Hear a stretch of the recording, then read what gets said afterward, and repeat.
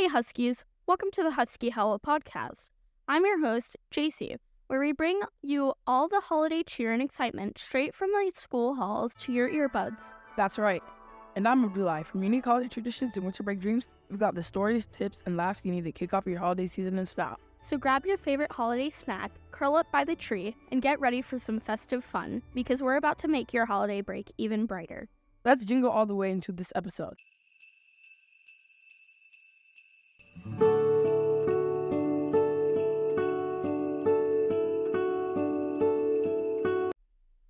The most known holiday in the U.S. during December is Christmas.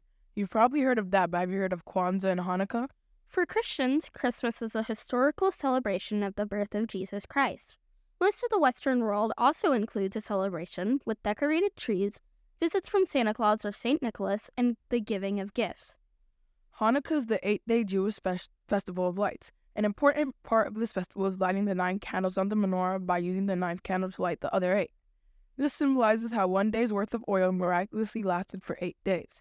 Some foods eaten during this festival are latkes, which are potato pancakes, jelly-filled donuts called sufgania, and children also play with Dreydel's little spinning tops. Kwanzaa began in 1966 as a way to unite the African American community after the Watts Rebellion in Los Angeles. Kwanzaa celebrates 7 principles: unity, self-determination, collective responsibility, cooperative economics, purpose, creativity, and faith. It got its name from the phrase Matunda ya Kwanzaa, meaning first fruits in Swahili. Its celebrations are mostly African musical and storytelling traditions. These 3 are probably the most well-known December holidays in the U.S., but that's just the tip of the iceberg. There are many more like Boxing Day and Yule Day.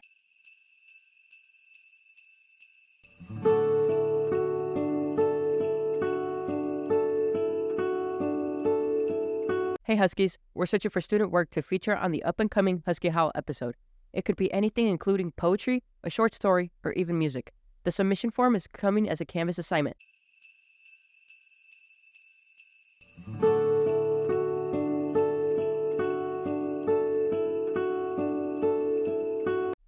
Do you hang a pickle on your Christmas tree too? The Christmas pickle is possibly the weirdest Christmas tradition out there.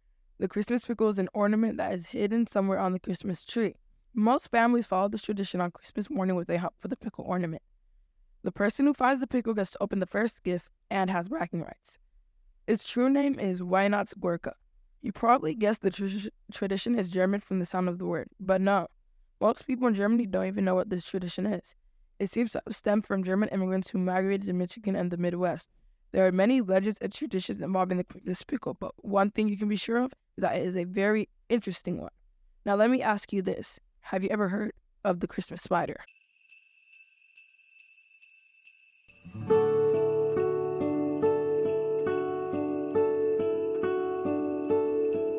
What's in store for Central after winter break? Well, of course, only the best sports for our favorite generation of middle schoolers. The cross-country skiing, wrestling, and girls basketball teams will be joinable after winter break.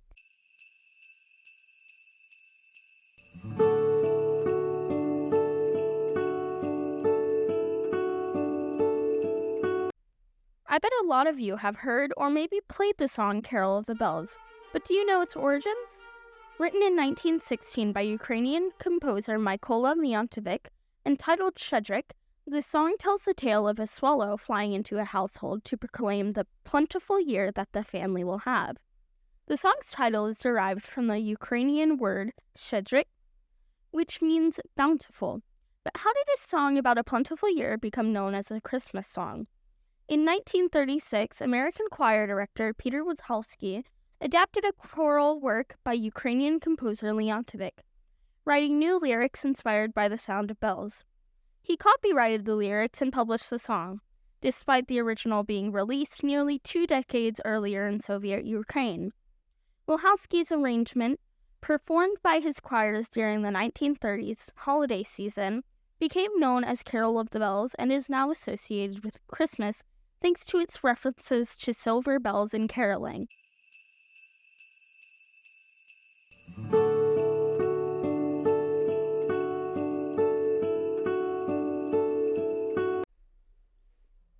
Christmas seems to be that time of year where we start to think about Santa or presents or decorating the tree or drinking some hot chocolate.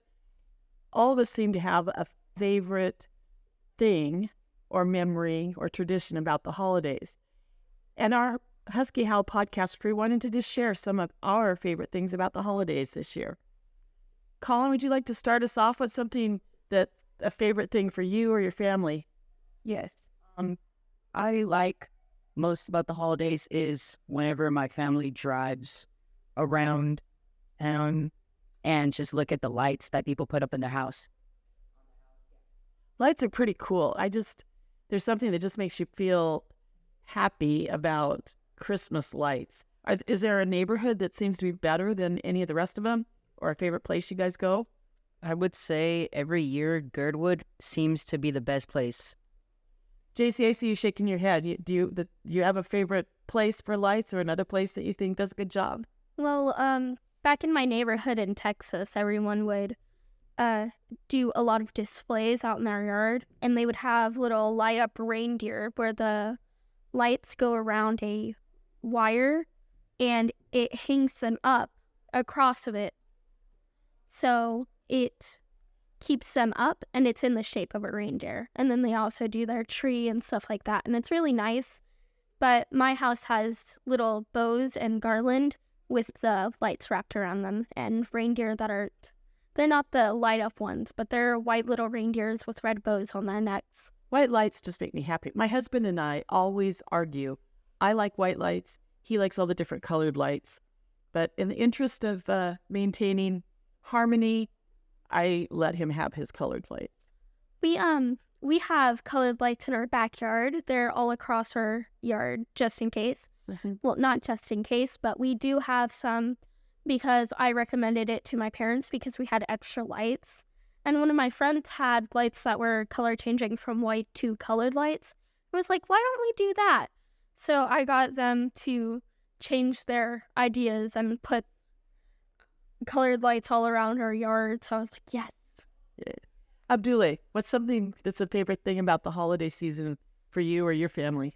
For me, by far, it has to be the breaks that we get from school, because during that time I can relax, play games, and discover whatever I want. Great. Will, how about you?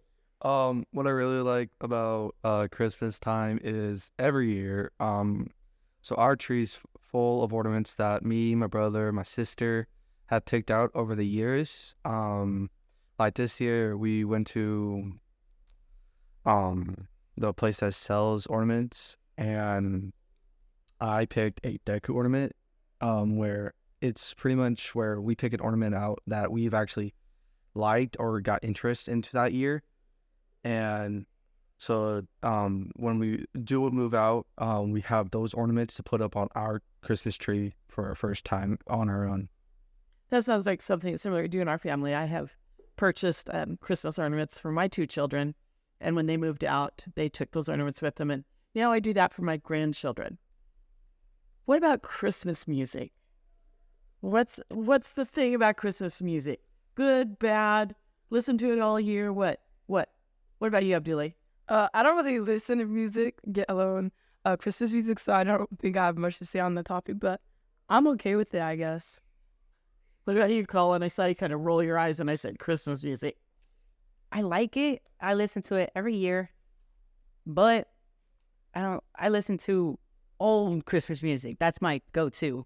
What do you mean by old Christmas music? Like the old classics, like Yes. Silent Night and White Christmas and those good ones. Not Mariah Carey's All I Want for Christmas Is You. No, I see heads shaking. No, dude, out of here. Like Frank Sinatra and stuff like that? Okay. The crew. Because that's what I was like. So something that I don't see on TV as much as when I was little was there were always Christmas specials, like Perry Como and Bing Crosby and Andy Williams. They all had Christmas specials.